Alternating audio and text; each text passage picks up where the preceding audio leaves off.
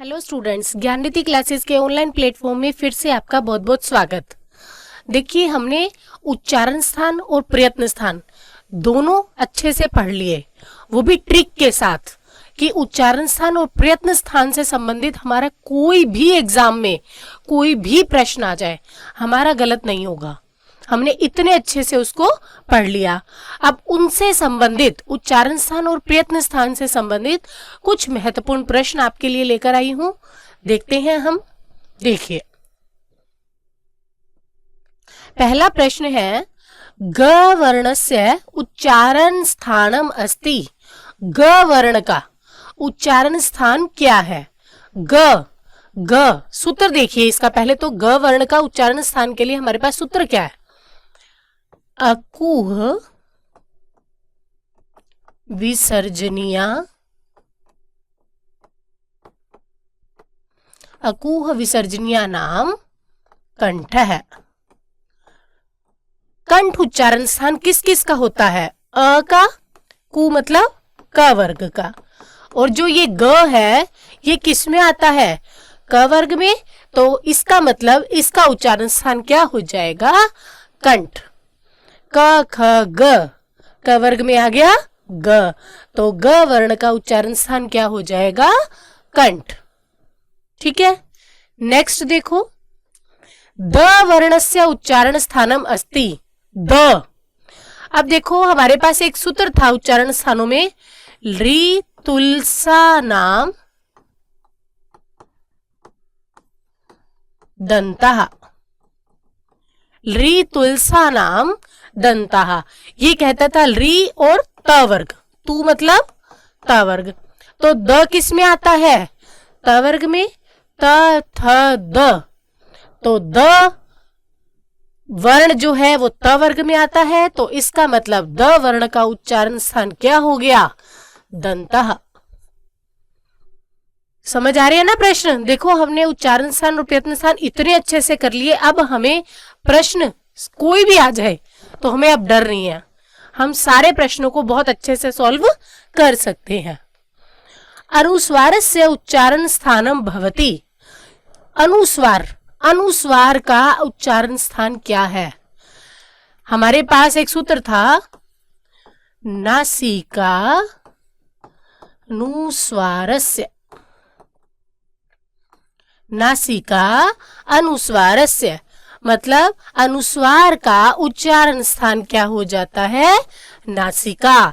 तो आंसर हो गया नासिका। आ रहा ना समझ में? नेक्स्ट देखो, छ वर्णस्य उच्चारण स्थानम अस्ति। छ वर्ण, हमारे पास 11 उच्चारण स्थान वाले सूत्रों में सूत्र है, इचु यशा नाम तालुहु। इचु यशा नाम तालुहु, ये कहता है ई च वर्ग, य और श। ई च वर्ग, य और श, इनका उच्चारण स्थान क्या हो जाएगा?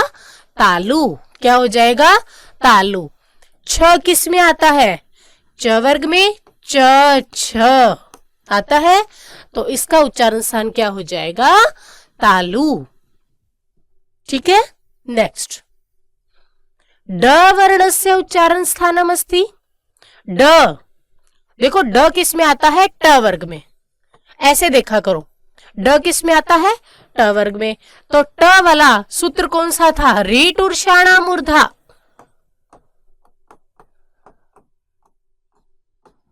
री टूर्षाणाम मूर्धा, तो री टू मतलब ट वर्ग, ट वर्ग में आ जाता है ड, ट ठ ड, तो इसका मतलब इसका उच्चारण स्थान क्या हो जाएगा? मूर्धा। ठीक है, ये क्या कहता है? री, ट वर्ग, र और श, इनका उच्चारण स्थान क्या हो जाता है? मूर्धा। ठीक है, नेक्स्ट, हकारस्य उच्चारण स्थानम अस्ति। हकार का उच्चारण स्थान क्या है? वही हमारा पहला सूत्र है, अकुह विसर्जनीय अकुह विसर्जनीयानाम कंठः, यानी कि अ, कु मतलब क वर्ग, ह विसर्जनीय मतलब विसर्ग। इन सब का उच्चारण स्थान क्या होता है? कंठ। इन्होंने पूछा है ह, तो ह का उच्चारण स्थान क्या हो जाएगा? कंठ। ठीक है, नेक्स्ट, श वर्णस्य उच्चारण स्थानम अस्ति। श किस में आता है? रीट ऊर्षाण मूर्धा।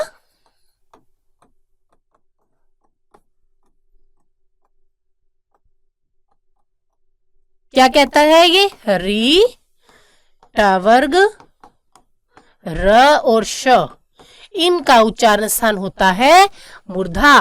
तो श आ गया, ये रहा, तो उच्चारण स्थान क्या हो जाएगा? श का मूर्धा।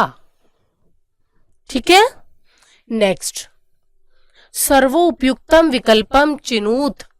देखो इनमें से सही विकल्प चुनना है हमें। उपयुक्त मतलब सही विकल्प चुनना है। तो स्पृष्ट वर्ण में कौन कौन से वर्ण आते हैं? हमारे पास 25 वर्ण आते हैं स्पृष्ट में, पांचों वर्ग के पांचों अक्षर, उसमें अ नहीं आता ना, तो इसका मतलब ये तो आंसर नहीं होगा। ठीक है, फिर ईशत स्पृष्ट में आते हैं यण प्रत्याहार के वर्ण। ईशत स्पृष्ट में आते हैं यण, य व र और ब नहीं आता, तो इसका मतलब ये भी गलत हो गया। फिर है विवृत। विवृत में आते हैं सारे स्वर, विवृत में आते हैं सारे स्वर, तो ये हमारे पास सही आ गया। फिर है ईशद विवृत। ईशद विवृत में आते हैं श, श, स और ह, तो इसका मतलब ये भी सही है, यानी कि इसमें ये दोनों आंसर सही है।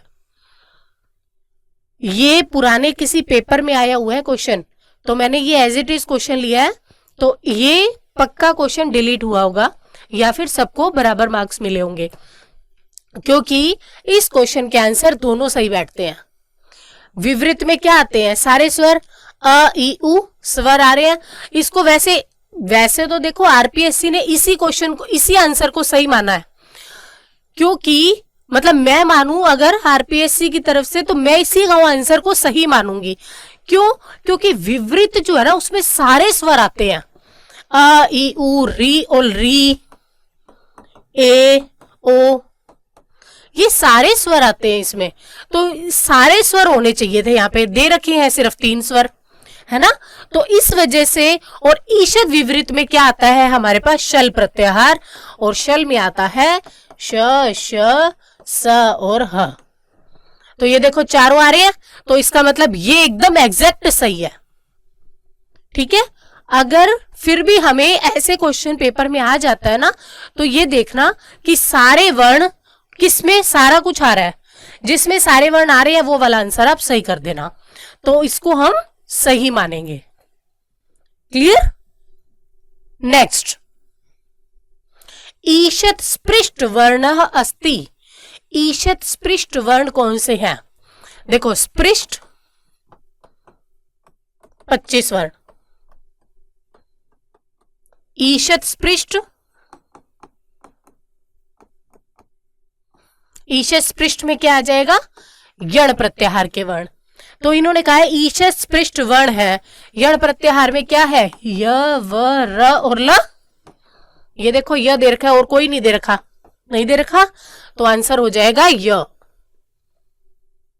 समझ आ गई? नेक्स्ट देखो, बाह्य प्रयत्न कति विधा। बाह्य प्रयत्न जो है वो कितने प्रकार का है? आपको बताया था, बाह्य एकादशधा, एकादशधा मतलब 11 प्रकार का है। बाह्य प्रयत्न कितने प्रकार का है? 11 प्रकार का। ठीक है,